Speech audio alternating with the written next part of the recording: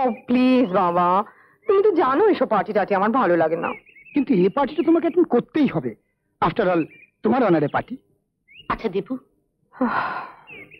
আমরা সবাই মিলে তোকে নিয়ে যদি একটু হইচই করতে চাই, তাতে তোর আপত্তিটা কোথায়?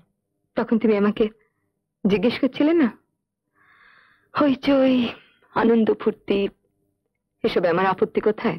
হ্যাঁ মানে আসলে বাইরে থেকে কটা বছর আমি শুধু একটা চেষ্টাই করেছি, কি জানো?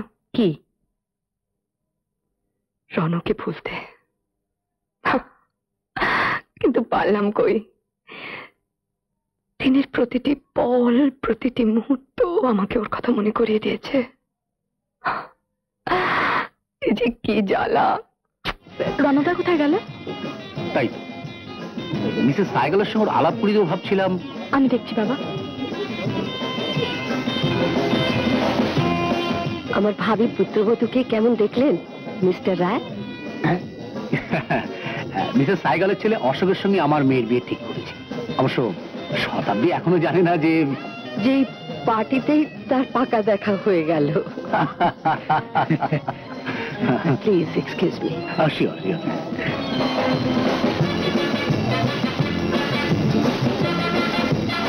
আচ্ছা, আপনাদের সঙ্গে আরেক ভদ্রলোককে দেখেছিলাম যেন?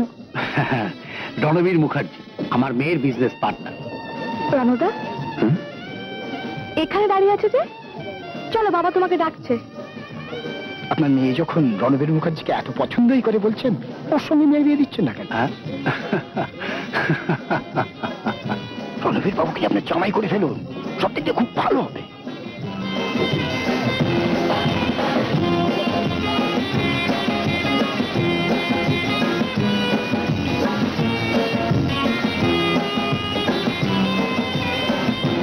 দেখুন মিস্টার চন্দ্রশেখর, দেখুন আপনার মেয়ের সঙ্গে রণবীরকে কেমন সুন্দর মানিয়েছে। দেখলেই মনে হবে স্বামী স্ত্রী, তাই না? বলুন।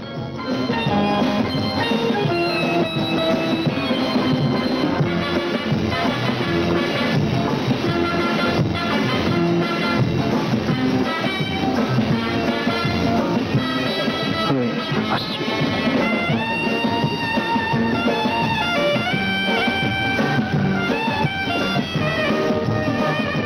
যাচ্ছ কোথায় দেবো? রণবীরের কাছে? হ্যাঁ সুবিনা কাকু, রনকে যে এখানে এভাবে পেয়ে যাবো ভাবতেও পারিনি। ওকে কি নিমন্ত্রণ করলো? ও এসেছে আমার বন্ধু চন্দ্রশেখর বাবুর সঙ্গে। কোটিপতির মেয়েকে বিয়ে করে রনক এরকম ভোল পাল্টে গেছে, দেখেছো?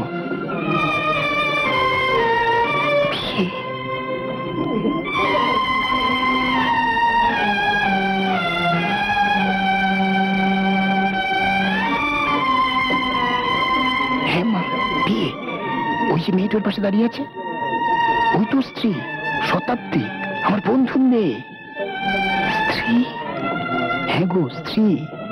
রেজিস্ট্রি হয়ে গেছে, বিয়ের সামাজিক অনুষ্ঠানটাই যা বাকি, তাই বোধহয় সিঁদুর পড়েনি। রেজিস্ট্রি হয়ে গেছে? বেশ কিছুদিন হলো। জিজ্ঞেস করলে ও তোমাকে নিশ্চয়ই সাফাই গাইবে। হয়তো পুরোপুরি অস্বীকার করে ফেলতে পারে, চিনতে তো আর বাকি নেই ওকে। চেকে আলাপ করবে শতাব্দীর সঙ্গে, যাও না? আচ্ছা দাও, আমি ডেকে আনছি। না না না না,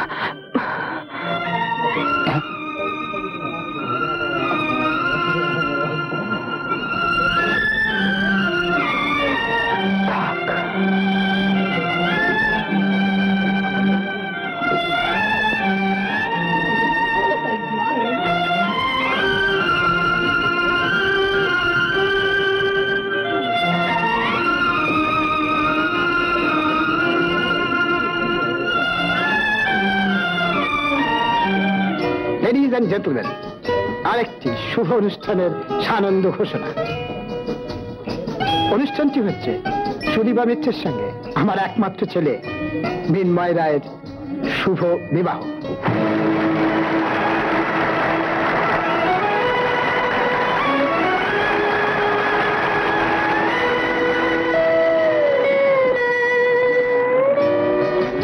আপনি হঠাৎ মিন্ময়ের সঙ্গে দীপুর বিয়ের অ্যানাউন্সমেন্টটা করতে গেলেন কেন? ব্যাপারটা কায়েম করে রাখলাম।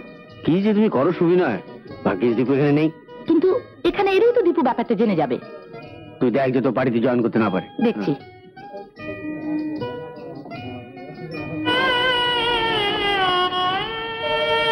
কোটিপতির মেয়েকে বিয়ে করে সোনা কিরকম ফোল পাল্টে গেছে দেখেছো? হ্যাঁ মা, বিয়ে।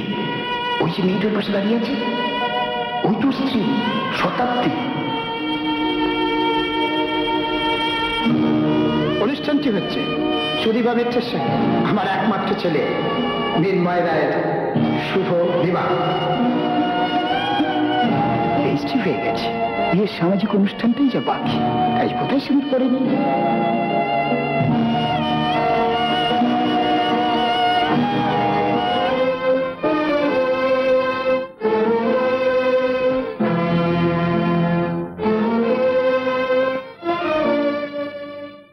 দীপু, জিজ্ঞেস করলে ও তোমার কাছে নিশ্চয়ই সাফাই গাইবে। হয়তো পুরোপুরি অস্বীকার করে ফেলতে পারে, চিনতে তো আর বাকি নেই ওকে। দীপু, বলুন।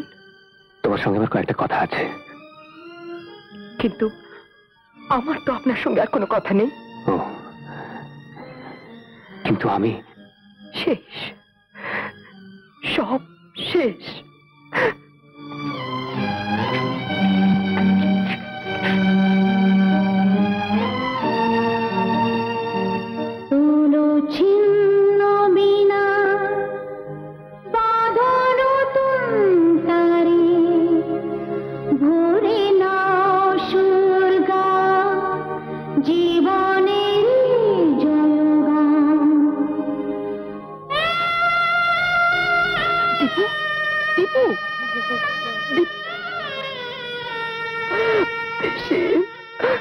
আমি হেরে গেছি পেশি, একেবারে হেরে গেছি।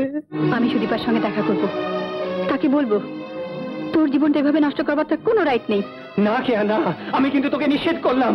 দাদা, সুদীপা, সুদীপা তার মনের মানুষকে নিয়ে সুখী হবে, এ তো খুব আনন্দের কথা। এবার এবার আমাকে শুধু আমার কথা রাখতে হবে। সে কি? আমি যদি মরে যেতে পারতাম। দীপু, দীপু, তুই এত স্বার্থপর, শুধুই নিজের কথা ভাবিস, আমাদের কথা তোর একবারও মনে পড়ে না? কোম্পানির কাজকর্ম তুই বুঝে নে, এবার আমায় ছুটি দে মা।